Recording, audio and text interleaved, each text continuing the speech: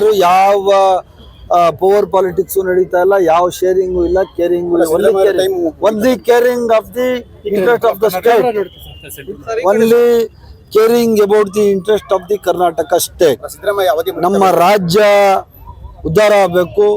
ನಮ್ಮ ರಾಜ್ಯದ ಸಾರ್ವಜನಿಕರಿಗೆ, ಬಡವರಿಗೆ, ಮಧ್ಯಮ ವರ್ಗದವ್ರಿಗೆ, ಮಧ್ಯಮ ವರ್ಗದವ್ರಿಗೆ, ರೈತರಿಗೆ, ಹೆಣ್ಮಕ್ಕಳಿಗೆ, ಕಾರ್ಮಿಕರಿಗೆ, ಮಕ್ಕಳಿಗೆ, ಇವ್ರಿಗೆಲ್ಲ ಏನು ಹೈಯೆಸ್ಟ್ ನಾವು ಕೈ ಮೀರಿ ಏನು ನಾವು ಕೆಲಸಗಳು ಮಾಡ್ಬೋದು ಅದರಷ್ಟೇ ನಮ್ಮ ಗಮನ ಯಾವುದು ಪಾಲಿಟಿಕ್ಸ್ ಇಲ್ಲ.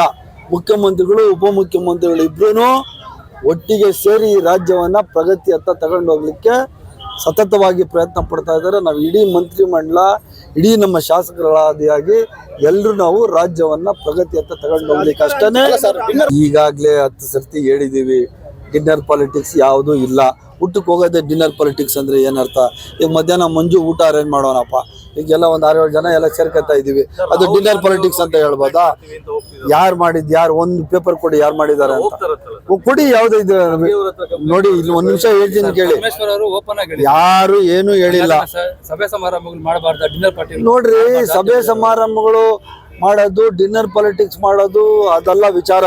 ಡಿನ್ನರ್ ಮಾಡಬಾರ್ದ ಅನ್ನೋದು ಕೇಳಿದ್ದಾರೆ. ನಮ್ಮ ಇದರಲ್ಲಿ ಯಾವುದೇ ರೆಸ್ಟ್ರಿಕ್ಷನ್ಸ್ ಇಲ್ಲ, ಡಿನ್ನರ್ ಮಾಡಲಿಕ್ಕೆ ರೆಸ್ಟ್ರಿಕ್ಷನ್ಸ್ ಇಲ್ಲ.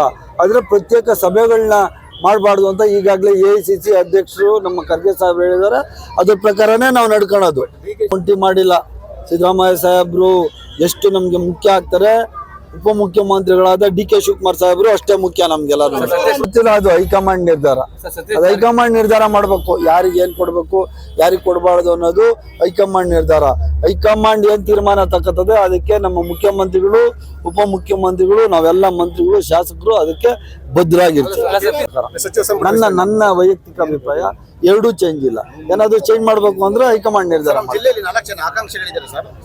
ಏನಕ್ಕೆ ಗೊತ್ತಿಲ್ಲಪ್ಪ. 4 ಜನ ಯಾಕೆ 6 ಜನ ಆಗಿದೆ, ಅದ್ರಲ್ಲಿ ತಪ್ಪೇನಿಲ್ಲ. ನೋಡ್ರಿ, ನಮ್ಮದು ಆಂತರಿಕ ಪ್ರಜಾಪ್ರಭುತ್ವ ಇರುವಂತ ಪಕ್ಷ ಕಾಂಗ್ರೆಸ್ ಪಕ್ಷ. 4 ಜನ ಜೊತೆಯಲ್ಲಿ ಇನ್ನೂ 2 MLCಗಳಿದ್ದಾರೆ. 6 ಜನ ನಮ್ಮ ಪಕ್ಷದವರು ಕೋಲಾರದಲ್ಲಿದ್ದಾರೆ. ಯಾರಾದ್ರೂ ನಮಗೆ ಅತಿ ಸಂತೋಷವಾದ ವಿಚಾರ. ಯಾರು ಬೇಕೋ ಕೇಳ್ಬೋದು, ಏನ್ ತೊಂದರೆ ಇಲ್ಲ. ಕೊಡೋದು ಬಿಡೋದು ಹೈಕಮಾಂಡ್ ಸರಿ.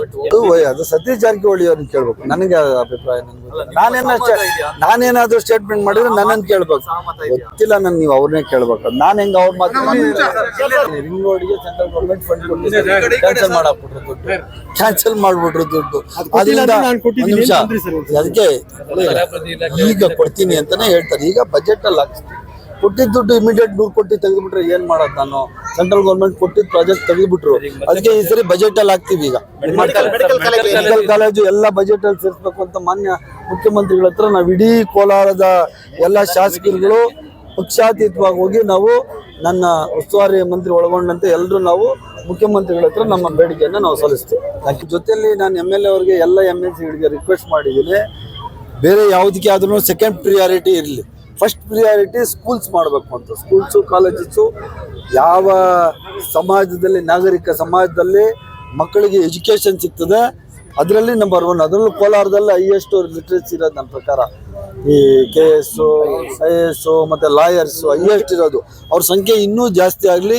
ಇಂಥ ಶಾಲೆಗಳು ಯಾವಿದಾವೆ, ಎಲ್ಲೆಲ್ಲಿ ಜಾಗ ಸಿಗ್ತದೆ ಎಲ್ಲ ಶಾಲೆಗಳು ಕಟ್ಬಿಡಿ ಅಂತ ಹೇಳಿದ್ದೀನಿ. ವಿಶೇಷ ಅನುದಾನ ಏನು ಬೇಕಾದರೆ ನಾನೇ ಕೊಡ್ತೀನಿ, ಸರ್ಕಾರದಿಂದ ಕೊಡ್ತೀನಿ ಅಂತ ಹೇಳಿದ್ದೀನಿ. ಅದೇ ನಾನು ಇಡೀ ಜಿಲ್ಲೆ ನಾನು ಹೇಳ್ತಾ ಇದ್ದೀನಿ. ಇಡೀ ಜಿಲ್ಲೆಯಲ್ಲಿ ನಾನೀಗ ಅಲ್ಲಿ ಇದರಲ್ಲಿ KDP ಮೀಟಿಂಗಲ್ಲೂ ಹೇಳ್ತೀನಿ, ಯಾವ ಶಾಲೆಗಳು ಶಿಥಿಲಾವಸ್ಥೆಯಲ್ಲಿ ಇದ್ದಾವೆ ಆ ಎಲ್ಲ ಶಾಲೆಗಳನ್ನ ಹೊಡೆದು ಹೊಸದಾಗಿ ಕಟ್ಟಲಿಕ್ಕೆ ನಮ್ಮ ಸರ್ಕಾರ ಬದ್ಧವಾಗಿದೆ. ಆ ಕೆಲಸವನ್ನು ಪ್ರಥಮ ಆದ್ಯತೆಯಾಗಿ ತಗೊಂಡು ನಾವು ಮಾಡ್ತೀವಿ. ನಾನು ಲಾಸ್ಟ್ ಸರ್ತಿನೂ ನೀವು ಇದು ಹೇಳಿದ್ರಿ, ನಾಯಿ ಹಿಡಿಯುವಂಥದ್ದು. ಈಗ ಏನಾಗಿದೆ ಅಂದರೆ, ಈ ನಾಯಿಗಳಿಗೆ ಹಿಡಿದು ಎಲ್ಲಾದ್ರೂ ಬೋನಲ್ಲಿ ಹಾಕೋದು, ಎಲ್ಲ ಬಿಡಬಾರ್ದು ಅಂತ ಹೇಳಿ ಕೇಂದ್ರ ಪ್ರಾಣಿ ದಯಾ ಸಂಘ ಕೇಸ್ ಹಾಕೊಂಡು ಸುಪ್ರೀಂ ಕೋರ್ಟಲ್ಲಿ ಅವ್ರು ಗೆದ್ದಿದ್ದಾರೆ. ಆದ್ರಿಂದ ನಾಯಿಗಳಿಗೆ ಇಂಜೆಕ್ಟ್ ಮಾಡಿ ಮತ್ತೆ ಅವ್ರಿಗೆ ಯಥಾಸ್ಥಿತಿ ಅಲ್ಲೇ ಬಿಡಬೇಕಾಗಿದೆ. ಅದರಿಂದ ಈ ಸಮಸ್ಯೆಗಳು ಜಾಸ್ತಿ ಆಗ್ತಾ ಇದೆ. ನೀವು ಹೇಳೋದ್ರಿಂದ ಇದನ್ನ ಇನ್ನೂ ಸೂಕ್ಷ್ಮವಾಗಿ ನಾವು ಗಮನಿಸಿ, ಯಾರು ಸಂಬಂಧಪಟ್ಟ ಇಲಾಖೆ ಅಧಿಕಾರಿಗಳಿಗೆ ನಾವು ಇದ್ರ ಬಗ್ಗೆ ಸೂಚನೆ ಕೊಡ್ತೀವಿ.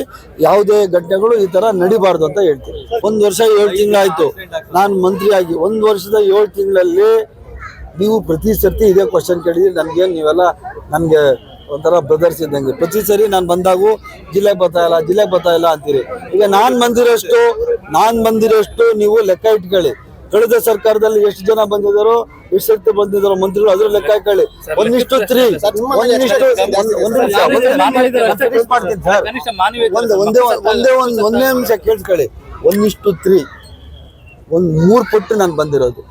ಮಕ್ಕಳು ಮುಳುಬಾಗ್ಲಲ್ಲಿ ಸತ್ತಾಗ ನಾನು ಹೊರಗಡೆ ಇದ್ದೆ.